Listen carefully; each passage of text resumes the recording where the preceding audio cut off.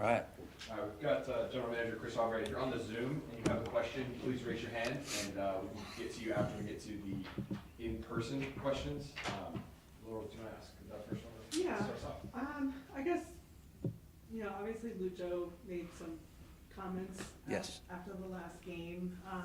What was your reaction to that? I mean, he's been such an integral part of the club, and then to hear him kind of express. Yeah.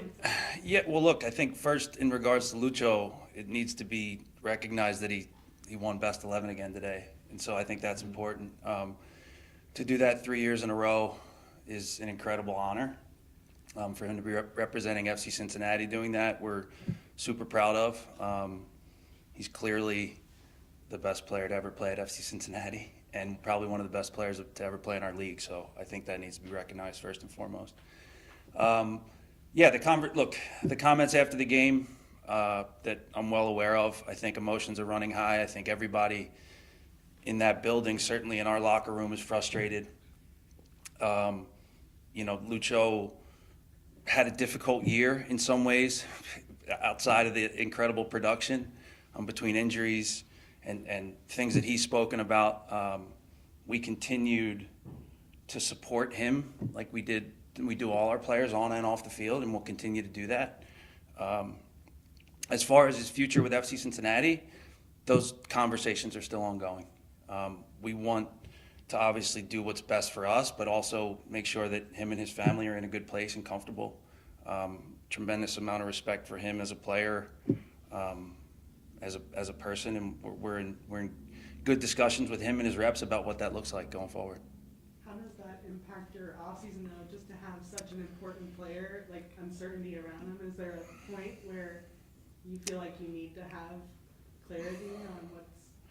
No, I mean, look, he's clearly a big part of what we do, right? He's an incredible player. He's an MVP in our league. We've dealt with conversations like this and difficult conversations in the past, and we'll deal with this the same way. If I could just ask another Lucho question, if you don't mind. He has had subsequent social media posts about, the interview where he has talked about, I think the day he was supposed to be in here, he said he wanted to go to Boca or whatever. Mm-hmm. He's posted pictures from outside the Bombonera.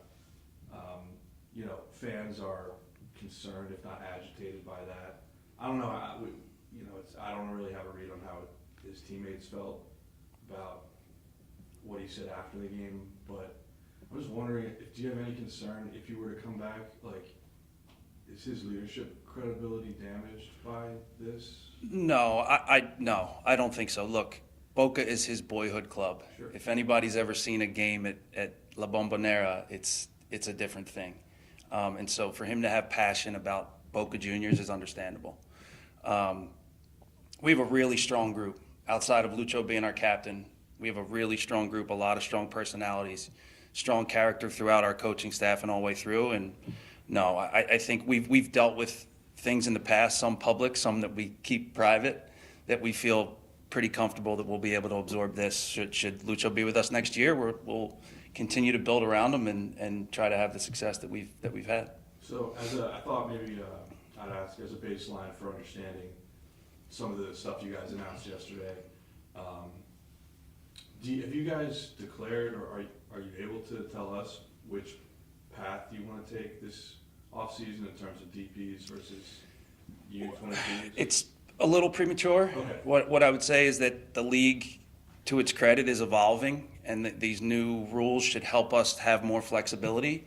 And with a lot of things moving around this offseason, I think we're still evaluating which strategy is the best for FC Cincinnati based on kind of our salary cap and what our needs are. Can I follow up a little more? Yeah, and then I guess there's a couple things that were really interesting yesterday, but exercising Alvaro's option, is that just to have control of the player going into the open market, or is there a possibility you would play for FC Cincinnati next year? Nothing's out of the question. Yeah. I think to the first part of your question, yes. Yeah. If we're looking to sell a player, then we have to sort of retain his rights, so to speak. We're still in conversations with Cruzeiro about, even though their deadline is passed on their option, conversations with them about potentially a permanent transfer. But Alvaro is a player that's going to have a lot of interest, much like he's had in the past. And as far as him playing for FC Cincinnati, you can't take it off the table. Probably more unlikely than not, but that's as much as I can give you right now. Sorry, can I ask real quick, does that mean that they declined the purchase option and you're renegotiating? No, it just means that their deadline passed to trigger the option. And so everything after that is sort of a new negotiation.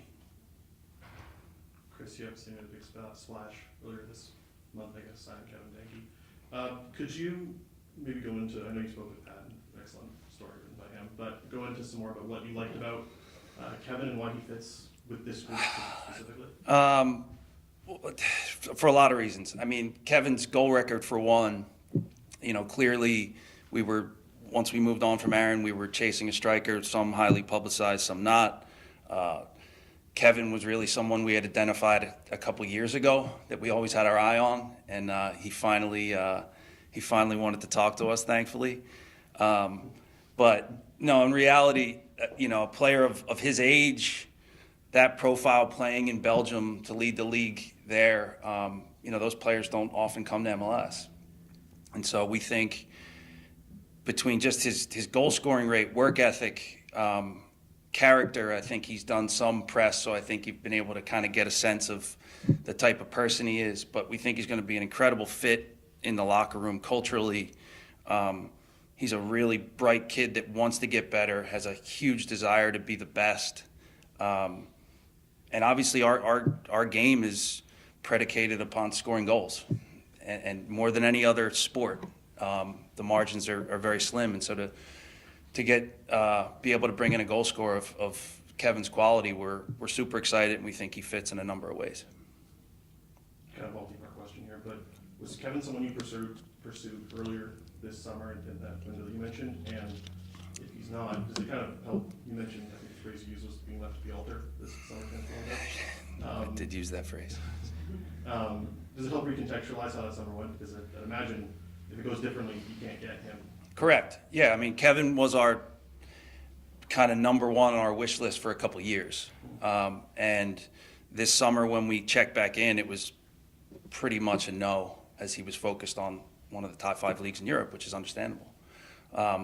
When that didn't materialize for a number of reasons, we were able to kind of,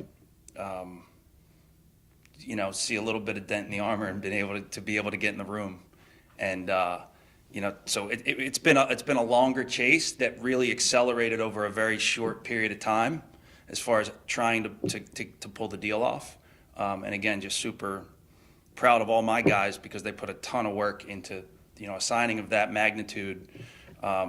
They put a ton of work in. I think it shows the ambition of our ownership group to be able to give us those resources to make a splash like that. And we're hoping he's just another centerpiece in what is hopefully a championship winning team. Yeah, hi Chris. What was the thought behind picking up or not picking up Emil Azad's option? Obviously he had the option and you're still in negotiations with him, so I wasn't sure you wanted to. It's just trying to be creative with the salary cap. Emil's a player we want back. He's a person we want back. He's an unbelievable kid. Was really such an additive presence in our locker room, and then maybe more unexpectedly than what we thought on the field. I know he always thought that he was going to have that, impact. But he's a player we want to bring back, and we're working to do so. Many of the players that had their options declined were some of the younger players on the team. Are you looking to replace them with more of a veteran presence, or kind of you've seen what you wanted to see from them and just deciding to? Yeah, I think it's sort of it's a difficult answer. They're all different cases. Some of them, they need to move on to places where they're going to play more. Kimi's a really good example of that. some of them, we have younger players coming up through the academy that may play their position that we want to get those academy kids those training minutes.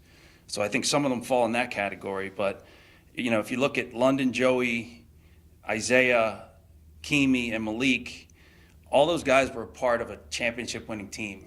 And so for them to contribute at that level, at that age, there's a lot of guys that'll go their whole career and not win anything. And so while it was really hard to move on from a lot of those players, I think it's important to note the contribution that they had towards putting another trophy in the case at FC Cincinnati. So super appreciative for what they've done for us, and excited to see where a lot of their careers will continue to go.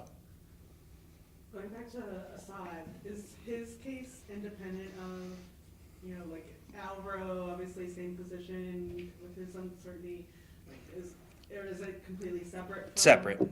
yeah. And then, because he was on a pretty cap-friendly deal before. Correct. Does that mean the option was maybe a little bit? Yeah, a little bit. Yeah, effectively the option was going to put him on the senior roster and count against the salary cap, and so we're trying to be creative and keep him on the supplemental roster. Sorry, those are, you have a lot of money budget Yeah. invested in the center backs, with Miles coming back, Matt coming back from injury, and the two new guys you brought in. Is that a sustainable way to build a roster? Or is there some movement that could still happen there? Well, there's certainly movement that's going to happen with our team. Whether it's specific to the center back position, I don't know that right now. What I will say is that, I think the way we've kind of built it is counter to a lot of ways teams have had success over time. I think before Matt's injury, we were on some record pace for not allowing goals, again, which is the essence of our game. And so I think that we've shown that having that quality and that depth back there is something that can also have you win games in MLS, and so something that we're going to continue to look at. Yeah, hi there. I'm not sure if you're able to talk about this at all, but the possibility of Cincinnati getting an NWSL league and what that really says about Cincinnati as a soccer town. Yeah, well, look, I think we're in the bid process, and I think it would be a tremendous boost for, to have a women's professional franchise in Cincinnati. The first professional women's sports team in this city would be incredible. I think it speaks to the infrastructure that Carl and Jeff and ownership have built, that we kind of have a ready-made situation for an NWSL team. Obviously, Caitlin Clark has famously thrown her hat in the ring and supported our ownership group, so I think that's incredible. As a father of an 18-year-old college-age daughter, I think it would be incredible. I really do. So I'm hopeful that we can land the bid, and excited to see what that looks like going forward.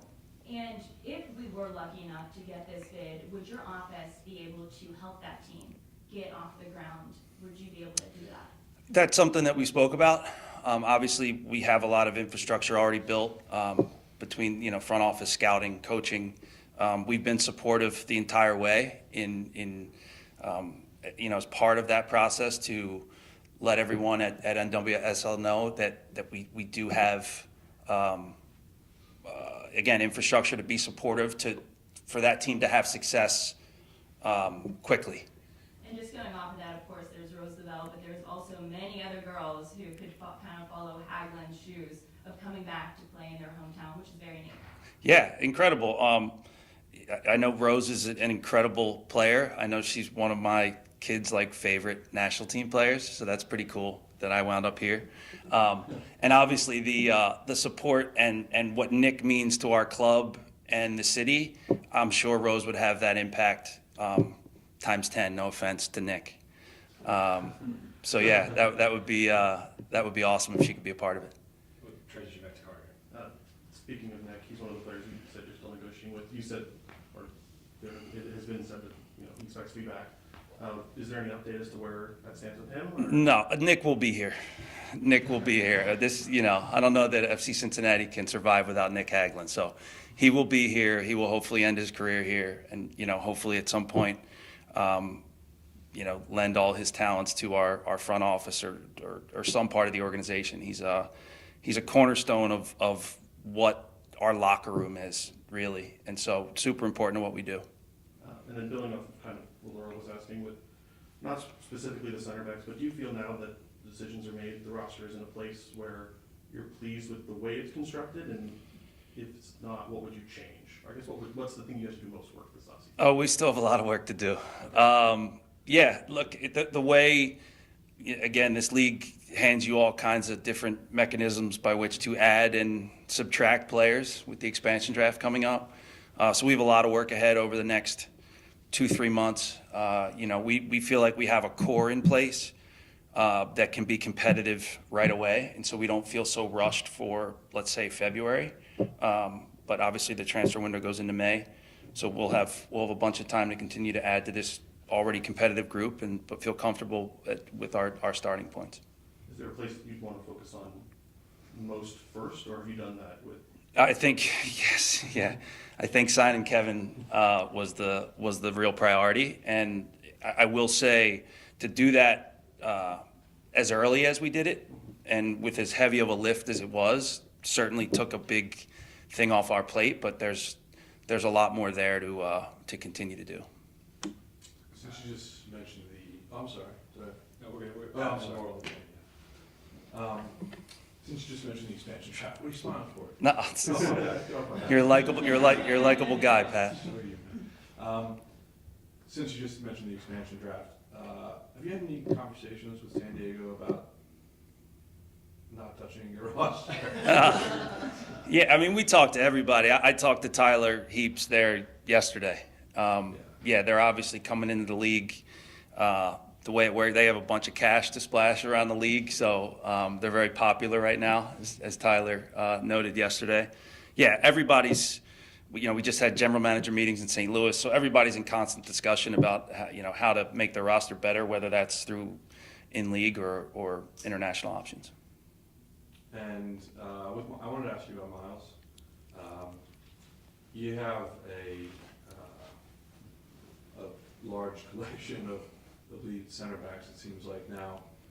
Is that another situation where you would just like to have some control and say in the marketplace, or do you expect him to play for FC Cincinnati in 25? Yeah, we want Miles to be here for a while. He's super important to what we do, as is Matt and Nick and Cheeto and Teenage and all the guys that we've amassed. But Miles is elite. He's back in the national team pool pretty squarely. I know he wants to play a little bit more. But again, another guy that, as far as a fit character-wise and just an elite defender, that we want to be here for a while. So if I ask one more, I'm probably done for this session. With all these elite center backs, are they all bought in on? Presumably these guys, I'm just looking at the list of names. They don't have to stay here and compete for minutes. Like Teenage is someone that sticks out. He could go somewhere else and start, maybe in Europe, even though he's got a deal here.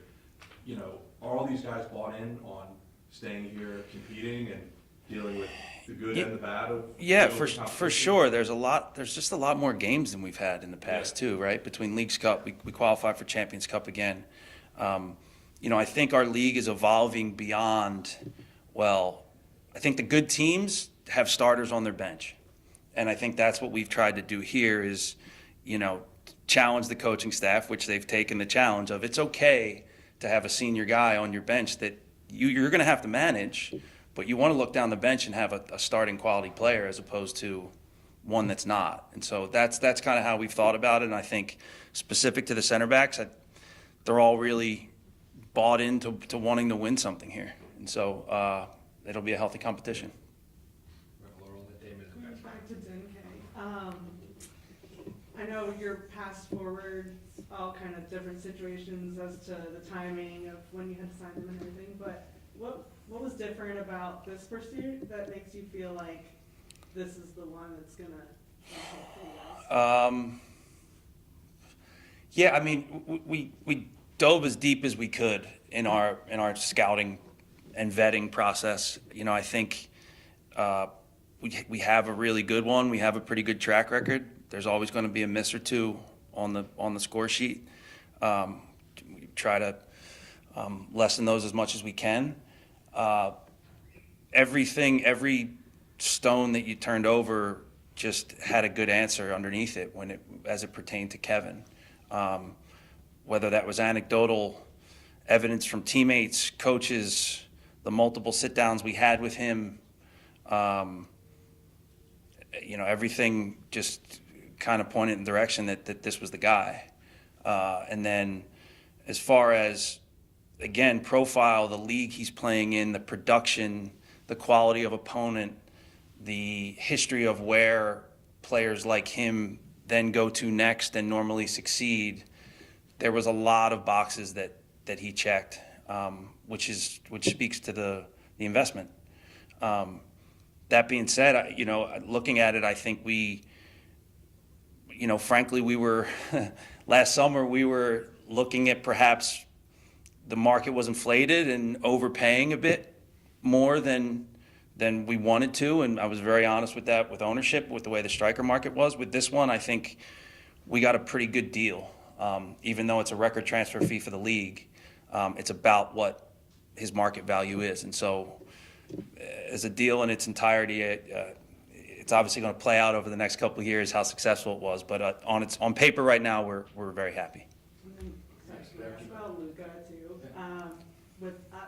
Obviously we all saw what he did this year, but could you shed some light just on how you see him fitting in going forward? He played the forward position, started out at wing back. Is that, do you see him more as a forward now? Well, I think, it speaks to the type of kid he is, that he embraced playing as a wing back, both on the right and the left. I think Pat's preference would be to have him higher up the field, whether that's playing as a forward or a second 10. That's the beauty of his qualities, is that he does have that flexibility. His 1v1 quality really is elite in our league and allows us to unbalance some teams. And so I think we want to kind of push him closer to goal is the idea. And we've been having a lot of conversations about what our kind of tactically how we line up to best accentuate what he does well. So the formation, you guys are maybe open to tweaking that, or does he kind of fit into? Well, I think we'll continue to play with three. I think that the change that you saw this year that you may continue to see is whether we play with one striker and two 10s underneath, or two strikers and a single 10 underneath. So that really is the conversation, or the conversations that we're having presently. Yeah, I want to follow up on a couple of different things. When it comes to the center back position, and how many you have, has there been any talk between you, the coaching staff, about maybe trying out one of those center backs at a different position, whether it be in the defensive mid or wing back or anything like that? Alvis is one that is more of a wing back that has played center back for us. DeAndre, I would say, is a wing back that has played center back for us. I think the other players there are center backs. And so I think that there's less flexibility there. I mean, Ian's one that we've tried at wing back. He would have maybe fit the mold a little bit better than some of the others, but I think they all kind of have their different qualities that sort of point them to more of a specific position. Going back to what Laura was just asking, with the kind of revolving where Luca was playing, where Yuya was playing throughout the season, does that make it harder going into the free agency and transfer window to find players that, where do we need players? Because we don't 100% know where these players are going to fit out. No, it's a good question. We spent a lot of the last few weeks as a staff, myself and Hunter and Kyle and Jeff Lorenowitz and the scouts, trying to have, soccer art conversations really around what we want to look like, informed by the coaches. So all in the same room, because the scouts need to have an idea of kind of where we focus our data, where we focus our eye. What I would say is the players you referenced, I think in a lot of ways give you more flexibility. Yuya's incredible year hasn't been mentioned yet, but it should, to play that many positions and do it willingly and do it with production. Luca, as we mentioned. So yeah, those are, you'd probably like to be a fly on the wall in those conversations because then not everyone always agrees, which I think is healthy, but that's a lot of what we've been focused on. Okay. Last thing, Philly's GM kind of hinted that they won't be in the Leagues Cup this year. Is there any indication that you guys have about whether you are going to be in Leagues Cup or even the Open Cup? Aaron spilled the beans? Yeah. That's what you're saying? Yeah, no. I'm going to remain quiet on that. I won't take the bait.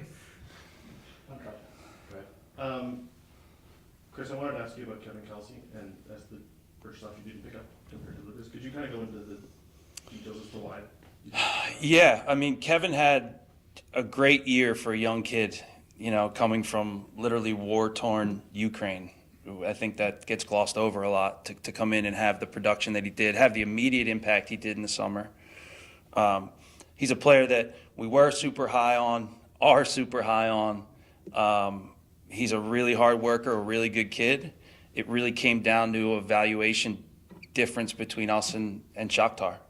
And we were too far apart there. We aggressively as we could tried to pursue keeping him. But in the end, resources aren't infinite. Our ownership group has tremendous ambition, as I've said, and gives us the resources to go sign players. A lot of those were put into Kevin, the other Kevin. And so we think that the best use of allocating the remaining resources are maybe around the rest of the roster, given what Shakhtar was asking. Can I ask about, excuse me. You can ask anything you want. It's the essence of a press conference, isn't it? Yeah, I mean, you spoke in the summer about the challenges of the European calendar not lining up with what we do here. Yeah. And The Athletic had reported there may be some changes after 2026 going to a fall spring schedule. Do you have any thoughts on that? And especially as we're sitting in 19-degree weather today. Yeah. No, look, as far as conversations at league level, I'm not going to get into that. What I will say is, and again, give the league credit for Don and Todd and everyone that continues to try to improve our league, is that we are trying to evolve. And we do recognize that some of the things that we've done are perhaps archaic. And so whether that's a look at the schedule, whether that's a look at some of our roster rules, I think there's conversations going on. I can't update you on where those are. But I think it's a positive sign that we're constantly sort of self-scouting and going, how do we make this thing better? And I think we continue to improve, and we'll continue on that path. We're at Tommy, we'll wrap up. I have a question. Wrap it up. Yeah. You talked about keeping Miles, obviously, and Yeah. being back in the national team. Hodge came out when he was hired and said he wants his guys playing. How much does that change conversations with guys like Miles and probably across the league for people who maybe the next 2 years want to play games here and maybe not sit in Europe? Yeah, it certainly does. I think that's a responsible comment for him to make. I think that. Look, I think highly of our environment, right? And so I think that we can develop players and continue to get them better at a rate that happens in Europe. I believe in our coaches. I believe in our infrastructure. And so for him to be supportive of generally players in MLS, yes, then that gives us more ammunition to be able to go out there and recruit and tell our story. And, the national team's been through here a couple times and are always blown away by whether it's Cody's cooking in the cafeteria or just the quality of, John Thomas, the way our fields look. I think we're set up uniquely with a few other markets in MLS to be able to be to have an edge on recruiting because of what was a lot of it was built before we got here. So happy that he's supportive of the same idea.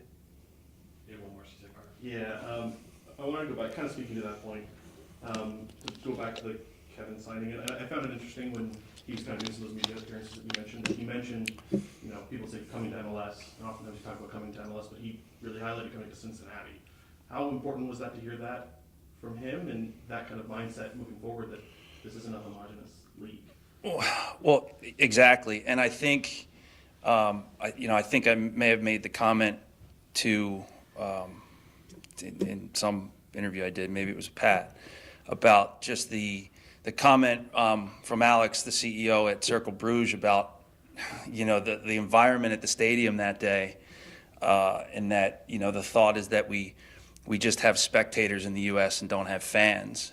And I think the people of Cincinnati showed out that day that we have fanatical fans. And so I think, to be honest, our fans can pat themselves on the back because Kevin was in the stands that day, and the deal wasn't done yet. And so they played a giant role and continue to play a giant role in what TQL Stadium is, what it means to play for FC Cincinnati.